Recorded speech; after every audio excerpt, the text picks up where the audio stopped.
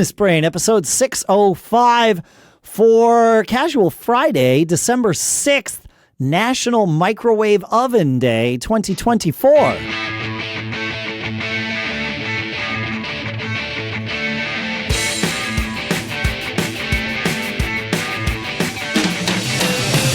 Greetings, folks, and welcome to Business Brain, the show where we take some ideas, we crunch them, we dissect them, we analyze them, we use them to tune our business brains so that each and every one of us can keep on living that charmed life. Sponsors for this episode include LegalZoom.com, where promo code BBSHOW gets you 10% off any business formation product, and Notion.com/businessbrain. That's where you can go to try Notion for free. Project management, docs, knowledge base, AI. It's so cool. We'll talk more in depth about both of those in a little bit. For now, here in Durham, New Hampshire on this lovely Casual Friday, I'm Dave Hamilton. And I'm Shannon Jean up here in Northern California. You know, Dave, if I talk about hunting, fishing, being outdoors all the time, if you're watching the live stream, I'm actually wearing a camouflage not atypical for you. That's right. Yeah, not atypical. It's my invisible clothes. And I came across, I don't know how we got connected, but Adam Janney from Tuska Outdoors, and I was looking at their site. They make these wild blinds that you can put up in a tree or up on a stand. And then I saw this camper thing they make that's just crazy. It's called the Hitchhiker. And so I had reached out, Adam and I connected on a call. I love this kind of stuff, building this amazing thing. And so we're going to learn more about this today and figure out how this business works. So Adam, thanks for being with us today. Yeah. Thanks for having us. Yeah, man. Yeah. I think I was trying to remember too, how we met, and I think I follow a lot of small business guys, but then your stuff about the Costco liquidation, started showing up on my Twitter. So I think I followed you from that, and I actually started doing that a little bit for things I needed. See, so this is what happens. You're an entrepreneur. You can't stop. You got one successful business and you got the shiny object. Like, wait, I could do this. I could buy this stuff, this liquidation stuff. So this is cool. So tell us about Tuska, how you got started, and then how you wound up making these really innovative campers, these shells. It's amazing. Yeah. Josh and I started this company a few years ago. And we really fell in love with this material combination that we started using. So everything we make is out of a high density EPS foam, and it's a hard coat, almost like a truck bed liner. And we found all these different manufacturing processes. We found, all different kinds of companies that were building really unique stuff with it. And Josh and I met, we played college baseball together, and he was a few years older than I was, but we had actually done some freelance work. I had done freelance design work in the gun industry as just a part-time side hustle thing, and grew up around guns and was always fascinated with them. Went to school for mechanical engineering, but so I started doing some freelance work in that. Josh and I met back up because he's an avid hunter, and he had some ideas for some hunting products. And at the time, I worked full-time at a metal fabrication shop. And so I helped him develop and design and prototype one of our first inventions, not even related to Tuska blinds or campers. And then we just kind of kept building and developing products and really enjoying that space and meeting people in the outdoor and hunting industry. And then we got connected with this type of material and just kind of took it from there. It's terrific.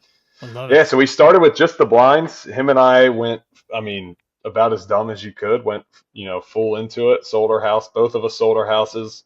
Wow. You have to be a little delusional to make this 100%. stuff work, right? Yeah. And we manufacturing, especially big products takes a lot of space, takes a lot of equipment. And it was kind of on the back end of COVID where nobody was really handing out money to startups. Sure. Everyone was kind of tightening it up. And so, we tried to self-fund as much as we could, went private, for the first year. And, we were very flat. Yeah, we joked about just, calling our company Blind Faith, because that's really what it felt like when we got started. That's really funny. So you actually, you sold your house for seed capital. Yeah. And burn the boats, man. Did you? That's amazing. I think the only other, I'm reminded, we might have had somebody else like this, Shannon, but a couple of years ago, we had a guy named Gary Arndt on who, because of COVID, had to change from being did change from being a travel photographer to a podcaster, a daily podcaster, which is its own kind of grind. Yeah. And the part of the way he funded it was he relocated to the least expensive area he could find that he could live. And so he moved from like one of the edges of the country to the middle of the country somewhere. Dang. And like, well, you say dang and shake your head, but like you did the same you did something arguably even crazier. Did you move into an apartment? Like, is that what you did? So yes and no. Like I got lucky in the sense that we had bought, my wife and I had bought, Josh and I, same way. He actually owned a duplex at the time. And then I had bought a house that we had fixed up about a few years before COVID. And then the housing market went nuts. Sure. And we kind of knew we were getting into this thing. So we were like, and, both of us are very blessed. We had amazing wives that were, willing to let us the right spouse, take the risk. Yeah. Yeah. Shannon calls it, I think, the force multiplier. So for sure. Living proof of that. Both of us, I think. And we sold our houses and kind of downsized and went sideways into like a townhouse. Okay. So I can't say I'm living horrible, but it was a very strategic sideways down move in order to help kind of fund this. Wow. It's commitment. So, okay. So you're building these blinds, you're having some success with this material. Where did the idea for the Hitchhiker camper thing, because it's really unique and I've never seen, and this is what attracted to me first. I've never seen anything like it, and how easy it is to use and how lightweight it is. And I don't need one of these, but I really want one. And that's always a good sign to me. It's like, okay, I feel like a lot of the conversations we have with customers, that's yeah. So how did you wind up on this thing?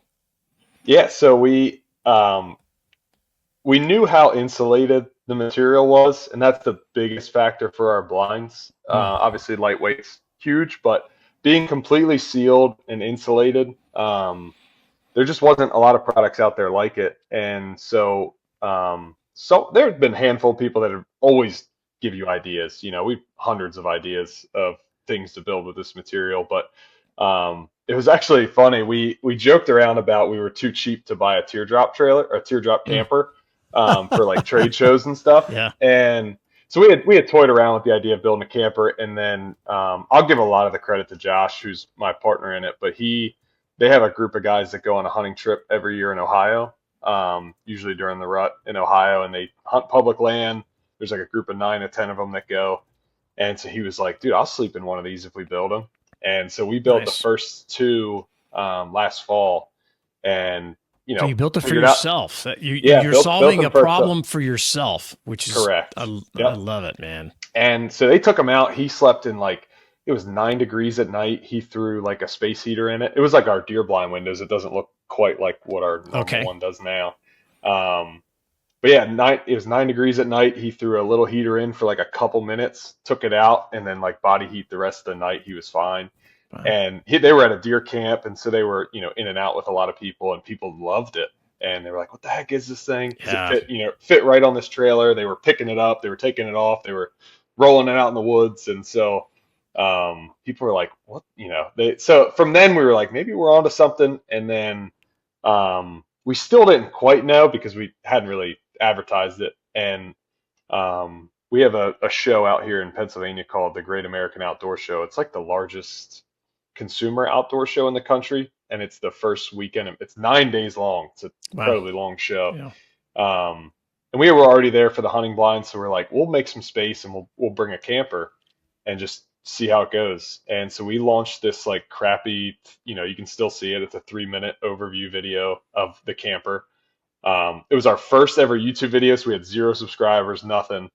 And as we're at that show, it's just like couple thousand, 10,000, 50,000, and it just like the views kept piling up.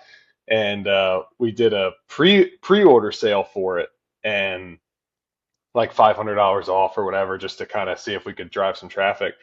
And we got like 45 orders in the first, like all over the country. And we were like, what the heck? Like we hadn't sold a single blind online. like, and like, so we're like, what the heck is going on? So it's just like, it really snowballed from there. And we're like, dude, we had to figure out a lot of things fast. And we did a long lead time. We did like 8 to 10 weeks, from when the pre-order started to when we'd start shipping them out. But, we were just incredibly thankful. And like, it's a lot of money I feel like for us, for people to spend. And sure. It was at a really critical time for us. And I'll be, very transparent. It was like, we build seasonal products with hunting blinds. So that winter time, your revenue starts to dip, and you start, thinking about the future, and we got to go get line of credit and all those things. So it was a really good jump start for us to make it through that season. And so we were incredibly grateful for all the people that started, but with just the traction that we got from it, it was incredible. And we were just cranking them out as fast as we can, and trying to get them to people, and be the best customer service that we can. And I was telling Shannon a little bit, earlier before we started here, but like, we quickly realized, like, we're in the distribution game selling big products. And so, we had some damages the first couple. We had to refine our shipping process, and still still trying to do the best we can to ship them effectively. But that's the one unique thing about these campers, is they're light enough and the size works that we can ship them direct to consumer, directly to people's door. And I don't know of any other camper company that can do that. All right, folks, let's talk about sticker shock. The kind you get when you see the price tag for traditional legal services. Starting your business should feel like an adventure, not like you just maxed out your credit card. And that's why there's our sponsor, LegalZoom. LegalZoom is the smarter way to handle all the legal stuff. Want to register your business or form an LLC? No problem. Need to talk to an attorney without worrying about a second mortgage? They've got you covered. LegalZoom makes starting and protecting your business simple, affordable, and, dare I say, actually enjoyable. With just a few clicks at LegalZoom.com, you can take care of everything from formation to ongoing compliance. And their network of experienced attorneys is there to help, minus the jaw-dropping hourly rates. Over the past 20 years, LegalZoom has helped millions of businesses get off the ground, and yours could be next. So skip the sticker shock and launch, run, and protect your business to make it official today at LegalZoom.com and use promo code BBSHOW to get 10% off any LegalZoom business formation product, excluding subscriptions and renewals. This expires December 31st of 2024, the end of this month. Get everything you need from setup to success at LegalZoom.com and use promo code BBSHOW. LegalZoom.com, use promo code BBSHOW. And as a disclaimer, LegalZoom provides access to independent attorneys and self-service tools.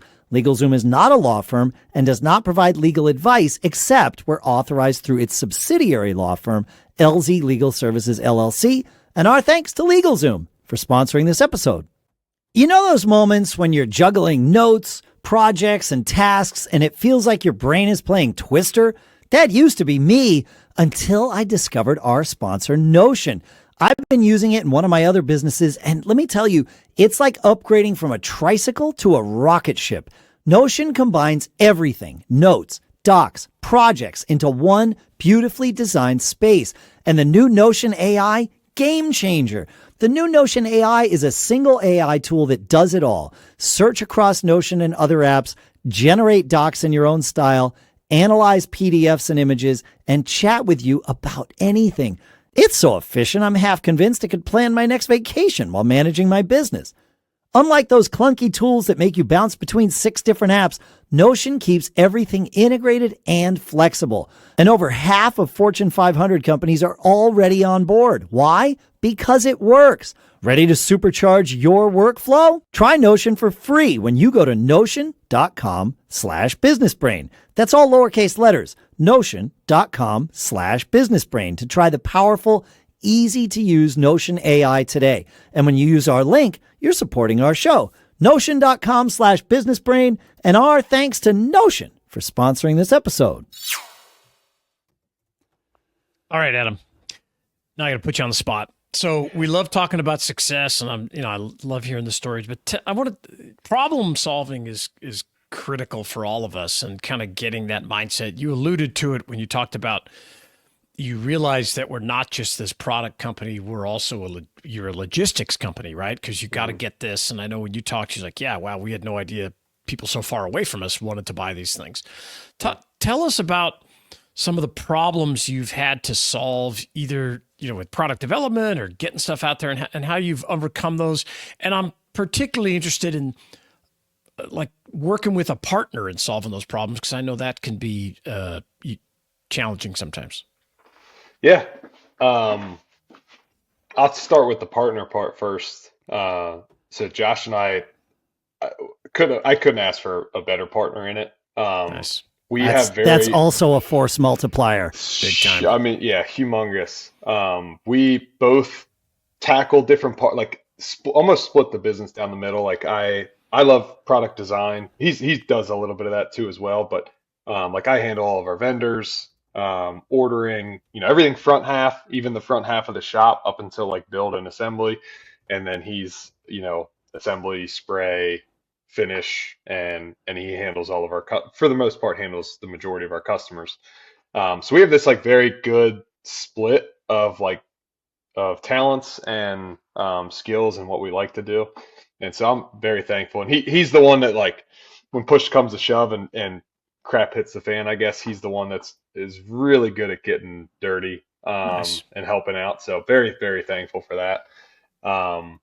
And so, but we still butt heads, and I think it's a good thing. Normal. I'm like almost thankful. We joked about it the first year. I'm like, if we agreed on everything, I think I'd hate you. It wouldn't work. Yeah. So it works out, and we there are times where we need to bring in a third party, not on an anger thing or anything like that, but just for decision making things. And we've been blessed. So wait, I want to tug on that thread a little bit here, because I agree with you. The value, especially early on in a business partnership, of splitting the responsibilities and really articulating the fact that, okay, you're responsible for A, B, and C. I'm responsible for D, E, and F. Here's how we'll figure out how to merge these things together and all of that. It not only is that key to success, but the predecessor is finding a partner that's interested in doing ABC when you're interested in doing DEF. That's the force multiplier, right? Because then everybody's doing things that they're interested in. But I want to hear about this third party thing. Who do you bring in? How do you bring them in? And if you can give us phone number. Yeah. And if you can give us an example. Silent partner. Yeah. Well, if you can give us an example of like a problem that they've helped you solve, that I think I would love all of that. Yeah. So Josh was actually his full-time role. He was actually a youth pastor before out of college. But he had a member of his church, and we had actually gotten started, who he had known a little bit, but when Josh told his head pastor, hey, I'm planning to do this, he was like, you should talk to this guy. He had bought and sold, he had built a lot of manufacturing businesses, and just a tremendous guy, just a phenomenal person to work with. And so he's like more of an ear most of the times. Like he lets us kind of like divulge what we're going through, and he's a question asker. So he like picks at, what we want to do. But he's been kind of this like third party that we're like, hey, this is what we're, facing right now. Do you have any advice? Do you have any things that we should think about that we're not thinking about? And he never is one to like, you need to do this, this, and this, but he really just lets us. I wouldn't even call it like a therapist, but like just coming out and just be like, all right, here's where we're at. It sounds it is therapy. The words I wrote down were find yourself a third party business therapist. Yeah. And because we're new, like Josh and I were, we started, I was 26 and he was 28. Like we hadn't done anything like this before. Sure. Good for you. And so super just smart. having someone like that in our corner has just been, I couldn't, we've, like I said, that blind faith was no joke. I mean, we've just been very lucky, even just from choosing ourselves when we got started. Like we didn't know what our strengths were and what our, we knew each other somewhat well, but we've been very, very, blessed to kind of have each other, especially for that first year, that survival mode. And we actually, I won't say his name. He's a young kid, but when we got started, we actually hired a kid like immediately. And he was 19 at the time, and I had worked with him. I worked at a metal fabrication shop, and he was this like farm kid that was like a better welder than anybody that I ever saw. I'm like, who is this kid? And so he like was doing that while he was in school, and then when he was done school, I was like, you write your number, like I want to hire you, because like we had so many things to figure out in Yeah, our I shop. bet. Yeah, it's a manufacturing facility, getting it all set up, and he was tremendous when we first got started. So like just the random pieces that we kind of had getting started, That's all great. worked out really well. So Yeah, I went away from the question, but no, you gave us that feedback. No, I think that's yeah. the smart part of that is really identifying, you don't know what you don't know, right? And bringing in somebody else to help you set up something. Like I have a problem where I often, I'm going to figure this out. I'll do it. I don't want to hire somebody else. I'm going to do this. I'm going to figure, but that's not often the right way to do it, where you have this young guy come in and help you set things up, or you have someone who's built businesses before, give you their feedback. Those are all crucial things that you already are looking back on, even though you've only been doing this for a couple of years, and saying, wow, this was so important for us to get to where we are today. Yeah. It's a big deal. Okay. So what's next for you guys? What's the, what are the next challenges for you? growth. And I think managing that well. We haven't, like, we've been a very small team. It's been at most four of us. And so we, especially with these campers, we quickly kind of maximized our space. And so it's now that next step of growing the employees, growing the space, and they all kind of, you need one to do the other. And so we need to market more to justify getting bigger space. And so, I don't, yeah. You're going to need some more of that blind faith, my friend. That is, there's no, I always say the hardest thing to do in business is hiring that first employee, right? Mm-hmm. Because, you finally start making enough money to pay somebody else. And you're like, but I could pay me. Yeah. I haven't been paid yet, and I could go buy a house again maybe someday, right? Yep. And so, but the second hardest thing to do is once you've sort of done that first plateau, okay, I have my team. Now we can make a little more money and we can do some other things. And then it's the same problem again, but it's an even bigger thing because you're like, well, wait, now I'm going to have to get bigger space and even more people. It's not just hiring one person. Now I got to hire 3 more people. Oh, man, I don't know that you need blind faith. That's the only thing. Yeah, it's that tough part of like we were on a really tremendous growth, and then it's like we know we're going to have to, in I guess, profit, but like, you're going to have to dip back down to build that infrastructure back up to really grow. And so I think that's where, this spring is going to be big for us as far as making those decisions. So cool. And I watched some of your guys' stuff on Notion, but like that's even just little things like that. Like because we do everything that we did for the first year, it's like, all right, now we need to systemize. This is how you do this process. This is how SOPs. And one of the guys it's in my group. They have barcodes all over their shop. Yeah, that's SOPs. A really good idea. Guy just walks up, grabs their phone. How do I do this job? What should this look like when it's complete? What is this area? How do you clean it up or whatever? And they scan those and have it playing in Notion. I love that concept. It's incredible. Really cool. Those things are really, really incredible, I think, tools for us. So I think year one was survive. I think this year was, now we have really good products, and now it's build a business. I think awesome. is the goal for year 3. So I love this. I love the story. What's the best way for people to learn more about your business? Facebook and Instagram for sure. So Tuska Outdoors. Yeah, I'm on Twitter, but I used it for a way different reason, I think, than this. Sure. And so Facebook and Instagram, we post a lot, and we love like connecting with our customers. So we're a very like DIY friendly camper, especially with the Hitchhiker. Yeah. So we always post ways that customers are adding, modifications to their trailer or their truck, or adding solar panels. So, we love kind of promoting our customers in that. And, Yeah, so we've been Very cool. We enjoy it. So, yeah, Facebook. Yeah, and that's Instagram. great.